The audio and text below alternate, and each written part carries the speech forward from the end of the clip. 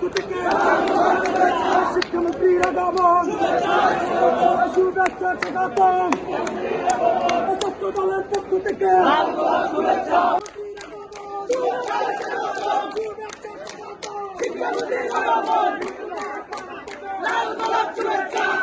আমার শিক্ষার্থী ভাই বোনেরা কোনো অসুবিধা নেই। বরিশাল বিশ্ববিদ্যালয়, এই বিদ্যালয়ে ভিসি, আমাদের ডিভিশনাল কমিশনার শুরু করে আমাদের পৌরসভার মেয়র, সিটি মেয়র সহ অন্যান্য নেতৃবর্গ এবং আমার ছাত্রছাত্রী ভাইরা, ছাত্রদল, আসসালামু আলাইকুম। আমি খুব স্বল্প সময় নিয়ে বরিশালে আগামী জুলাই মাসের 2 তারিখে যে এইচএসসি পরীক্ষা হতে যাচ্ছে সেই পরীক্ষার বিষয়ে মত বিনিময় করার জন্য আমি এসেছিলাম। সেই সাথে তোমাদের ভিসি নিমন্ত্রণে আমরা এখানে এসেছি, তোমাদের সাথে দেখা হলো, ভালো লাগলো। মাননীয় মন্ত্রী মহোদয়, আপনি নিশ্চয়ই অবগত আছেন বরিশাল বিশ্ববিদ্যালয়টি 15 বছর আগে প্রতিষ্ঠিত হলেও বিভিন্ন কারণে এটির অগ্রগতি সাধিত হয় নাই। আমরা অবকাঠামোগত উন্নয়ন হয় নাই।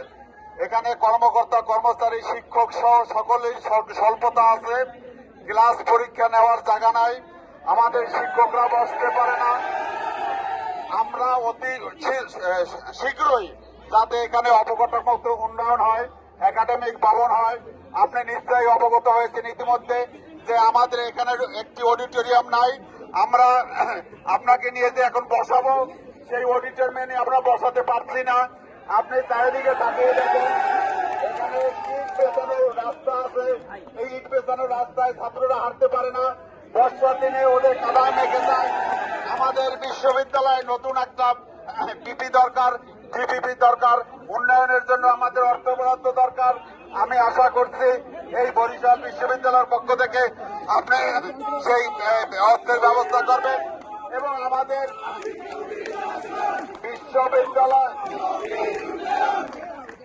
বিশ্ববিদ্যালয়ের পরিধি মাত্র 50 একর। এই 50 একরে আমাদের হয় না, আমাদের আরো 100 একর জায়গা দরকার।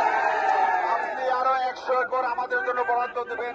আমরা আশা করছি আপনি আসার জন্য আমরা কৃতজ্ঞ এবং আমাদের পক্ষ থেকে আপনাকে লাল গোলাপ শুভেচ্ছা এবং অভিনন্দন। আমরা ধন্য আপনাকে পাওয়ার জন্য, আমাদের মাসে আসার জন্য। ধন্যবাদ। তোমাদের দাবি 50 একরকে 100 একর উন্নীত করা।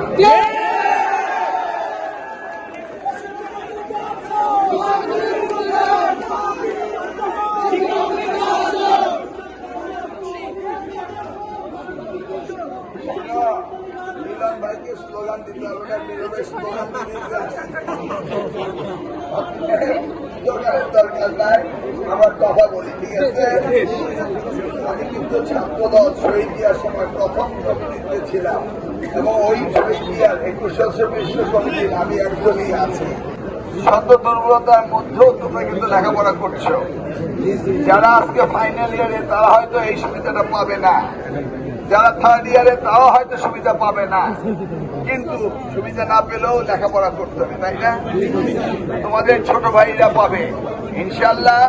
এই সুবিধাগুলো বঞ্চিত থাকতে পারে না একটি পূর্ণাঙ্গ বিশ্ববিদ্যালয়ে। এবং আমরা প্রত্যেকটি বিশ্ববিদ্যালয়তে যে নতুন নতুন সাবজেক্ট, যেটা মার্কেট ড্রিভেন ডিমান্ড অনুযায়ী সাবজেক্ট আমরা ইন্ট্রোডিউস করছি।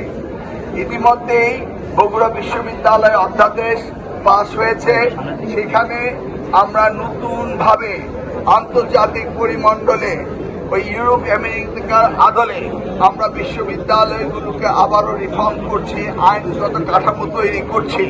অতএব এই বরিশাল বিশ্ববিদ্যালয় সেই একইভাবে আরো উন্নত হবে এবং যেই সমস্ত দুর্বলতা রয়েছে আমি শুনলাম, এগুলি ব্যবস্থা আমরা নেব ইনশাল্লাহ। তোমরা সকলেই লেখাপড়া করবে, আমাদের মাননীয় প্রধানমন্ত্রীর স্বপ্ন আগামী প্রজন্ম একটি সেরা প্রজন্ম হতে হবে। তোমাদের সকলের কাছে আমি আশা করব, এই প্রত্যয় আমার থাকবে যে তোমরা ভালোভাবে লেখাপড়া করবে এবং সরকারের পক্ষ থেকে তোমাদের সুযোগ সুবিধা এগুলি আমরা দেখভাল করব। ইনশাল্লাহ নিশ্চিন্তে থাকো, জেনে যেহেতু গেলাম এগুলি নিয়ে কাজ হবে। ধন্যবাদ।